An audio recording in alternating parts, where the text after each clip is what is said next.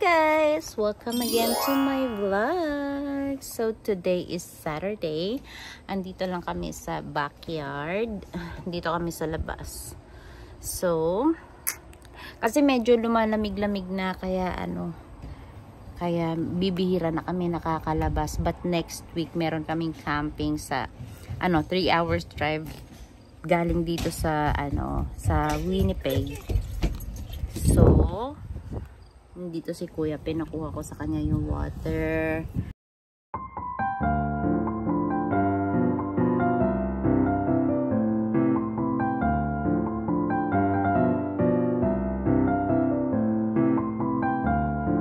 Alicia is there. Oh my goodness! Yeah, please slowly. Slowly. What's that? Madaming nagtatanong sa akin kung paano kami mabilis nag-apply ng PR. Paano yung PR namin na napabilis. Dito ko sasagutin sa video na ito. Since marami talagang nagtatanong sa akin kung paano namin ginawa. Unang-una guys is andito kami sa probinsya na kung saan mabilis talaga ang PR application. So sa mga hindi pa naka-follow sa amin or naka-subscribe sa amin sa YouTube ay dumating kami dito na ako ang open work permit, tapos ang husband ko yung nag-aaral. While si husband ay nag-aaral, ako yung nag-gain ng work experience. Andito kami sa Manitoba, doon kami sa Winnipeg nakatira before, but now kasi lumipat na kami ng outside Winnipeg. So dati nung nag-aaral pa yung asawa ko, nasa Winnipeg kami, doon din ako nag-work.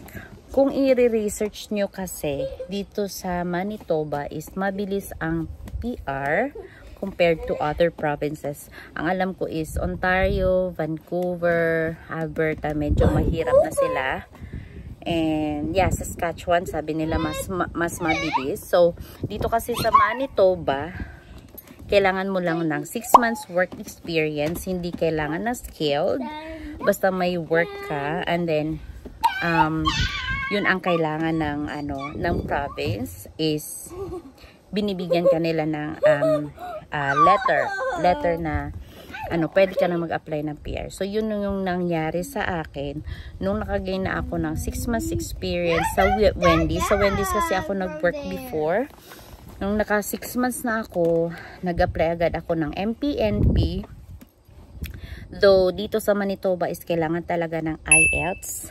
So nag-IELTS ako, nakakuha lang ako ng band 6. So that's enough kasi hindi naman ako mag-express entry. Dalawa kasi yung pathway na pwede mong applyan dito. Pwede kang mag-express, pwede ka din na yung paper-based lang, yung normal processing lang. So ang inano ko is yung normal lang kasi mas hindi siya complicated at saka kaunti lang yung mga requirements pag hindi express entry. So sa express entry kasi kailangan band 7 din yung makukuha mo. So isa din yun sa kasi pag mag-retake pa ako ng IELTS, napakatagal, kailangan ko pa mag-aral ng mabuti para makakuha ako ng mas mataas na score.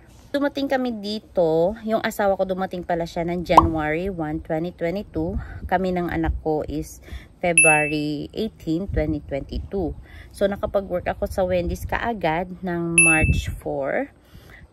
So since pagka-work ko talaga is nagbilang na yung yung work experience ko na full time. So mga bandang bago ako nag 6 months pala, nag-take na agad ako ng IELTS. Tapos nung nag-IELTS na ako, naabutan pa ako na nag-close ang Manitoba for draw.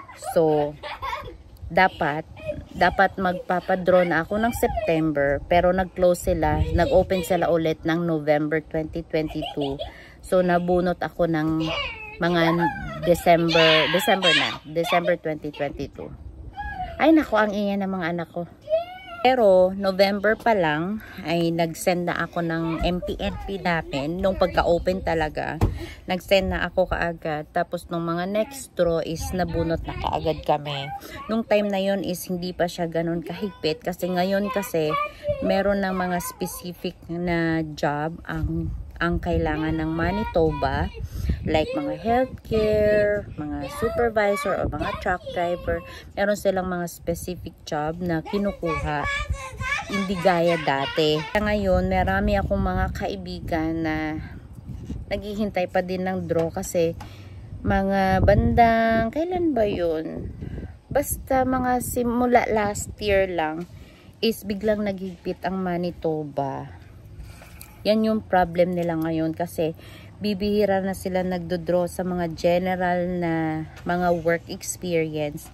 Hindi gaya nung time namin talaga is ano talaga, lagi-lagi, like every after 2 weeks, like every Thursday, sa isang buwan, 2 times sila nagdodraw every Thursday. Kaya maganda yun. Tapos wala pa siyang specific job na kinakailangan. Ngayon kasi is minsan hindi sila nagdodraw or nagdodraw man sila pero yun nga, may specific job. Hindi pa din talaga kailangan na skilled yung kailangan mong work experience dito, pero kailangan na nila yung mga specific job ngayon.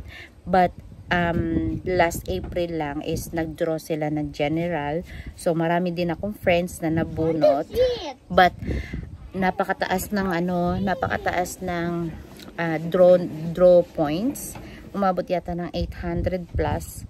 So, kung galing ka din ng ibang mga probinsya, maraming nag-message sa akin kung advisable pa ba na galing sila ng Ontario, galing sila ng Vancouver, advisable pa ba na lumipat sila dito. Ang lagi ko sinasabi is too risky. Kasi meron akong maraming co-work sa Wendy's before. Until now, hindi pa sila nabunot. Nauna pa sila sa akin dito. Nauna pa sila nag-send ng MPNP. Galing sila ng Ontario. Hindi sila mabunot-bunot. Kasi pag galing ka ng ibang probinsya, kukuhanan ka ng Manitoba ng 200 points. So, imbis na ang magiging point mo is 800 plus, magiging 600 plus na lang. So, ganun siya kaliit. Kahit open work permit na asawa mo, tapos siya yung mag-a-apply dito, kakaltasan pa din. Pag malaman nila na landed ka sa ibang province, ang gusto ng Manitoba is landed ka by Manitoba talaga. Merong nag-message sa akin before na papunta sila ng Canada. Like, nagpa-plan pa sila. So, sinasabi niya sa akin na gusto niya dito, tapos gusto nila mag-apply. So, lagi ko talagang sinasabi na pag-aralan nyo ang lahat ng pathway through province. Kasi, ang student naman is mabilis lang pasukin sa lahat ng probinsya, mabilis lang.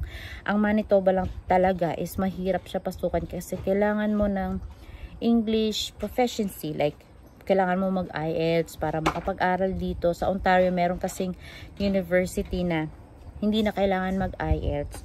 So dito kasi is mahigpit ang Manitoba in terms of English. So yeah, nung yung asawa ko yung dati kasi yung COVID time pa yun, nag-Duolingo lang siya. So, ang Duolingo is tinanggap yun sa university na pinasukan niya dito. And then, mas easier siya kasi online lang yun. And then, mas mabilis siyang ipasa. So, I don't know kung tinatanggap pa siya ng Red River ngayon. But, yeah, mas mabilis dati nung COVID time. Nga, sinabi ko nung nagtanong sa akin na kahit naman mag-IELTS, it's not a problem talaga. Kasi pagdating mo din dito, kahit saang probinsya, kapag mag-apply ka ng PR, mag-IELTS ka din eh. So sabi ko sa kanila na if plano mo talagang pumunta dito, pag-isipan mo kung ano yung probinsya na hindi sasakit ulo mo pagdating ng time na mag-a-apply na kayo ng PR. Kasi ang goal naman natin lahat dito is ma-PR tayong lahat. Kasi, alam nyo, guys, ang student kasi is mabilis na lang lahat. Like, mag-apply ka kahit saan, mabilis lang. Ang goal mo talaga is paano ka magiging permanent residency dito. Alberta, naghigpit na din sila. Meron akong friend doon, nahihirapan din sila mag-apply ng PR. Meron din isa akong friend na galing siya ng Alberta, nag-student, lumipat din siya ng Saskatchewan. And yeah, PR na siya sa Saskatchewan ngayon. So, too risky talaga. So, if you're planning na pumunta talaga dito sa Canada, pag-aralan nyo yung probinsya. So, ang lagi kong hindi ina-advise is Ontario, Vancouver, and Alberta. I don't know. Kung meron kang makuha siguro na skill job sa Alberta, then why not? Kasi Alberta is maganda talaga siya na probinsya. As in, maganda siya. But, you know, kung ang goal naman natin is yung magiging PR tayo dito, magiging citizen tayo dito, dun tayo sa probinsya na yung mas mabilis. Dito naman sa Manitoba, specifically sa Winnipeg, wala namang problema. Alam nyo, ang Manitoba, Winnipeg is mas cheaper yung expenses dito, like sa bahay, sa apartment. Sa pagkain, I don't know, pero sabi nila sa pagkain, sa groceries is mostly parehas lang every province. Though ang minimum wage na dito is 15.30. I don't know. I'm not sure kasi naka-maternity leave ako ngayon. But, nung dumating ako dito, naalala ko, nag-start lang ako ng $12 per hour. Pero masaya na ako nun. Pero, hindi pa kasi ganun kamahal yung bilihin dati. But, yeah. Ang goal, yun lang. Mag-set lang talaga kayo ng goal bago kayo mag-apply dito sa Canada. Alam nyo guys, dito sa Winnipeg, specifically talaga sa Winnipeg, ang dami ng Pilipino dito. Like, kahit saan ka pumunta, marami kang Pilipino na makikita. Yeah, mas okay ako, para sa akin lang ha, mas okay ako dito kasi ang Manitoba yung nagbigay sa amin ng permanent residency sa wakas after 1 year and 7 months na processing namin. Kasi ang binilang ko is since nabunot kami. So, medyo matagal-tagal din ang process kasi paper-based nga ako kasi kailangan ko kasi ng skilled, yun nga, ang Express Entry, kailangan ka ng skilled job na maka-work experience ka ng 1 year. So, kaya hindi ako nag-express, na lang ako, nag-paper-based. Kaya, ganun. So, yeah. Doon naghihintay pa kami ng PR card ngayon kasi sabi nila, lalo na pag family, matagal daw talaga ang PR card. Aabutin daw ng siguro almost 2 months, yung iba 1 month mahigit lang, mga ganun. But meron na kaming Eco PR, so nakapag-change na kami ng SIN namin, yung mga license namin, lahat-lahat change namin kasi meron na kaming PR card, PR number. Yun lang guys, yun lang talaga. Ang ma-advise ko lang sa mga nandito na, nakakarating lang sa Manitoba, tiyaga at tsaka tiis lang talaga. Kasi lahat tayo dumaan talaga sa hirap, magsumikap lang talaga, at tsaka mahabang pasensya. Yun lang. Tapos sa mga paparating or nagbabalak pa lang, yeah, pag-aralan nyo kung ano yung magandang probinsya na kung saan kayo makahanap ng mas mabilis na PR. Good luck guys sa mga gustong pumunta dito sa Canada, and sa mga nandito na, good luck, and then yeah, kakayanin natin lahat para lang sa future ng mga anak natin. Lagi nilang sinasabi, worth it pa ba ang Canada? Yes, masasabi ko worth it talaga. And kayo na yung makakapagsabi pag nandito na kayo. Though, wag nyo i-judge na yung pagdating nyo pa lang kasi mahirap talaga. As in mahirap. Yun lang ang masasabi ko. Mahirap sa umpisa kasi maraming adjustments. But, pag maka-adjust na kayo, masasabi nyo na worth it talaga ang lahat. So, good luck guys. And don't forget to subscribe. Kung meron kayong mga tanong, just comment down below and sasagutin ko yan. Bye!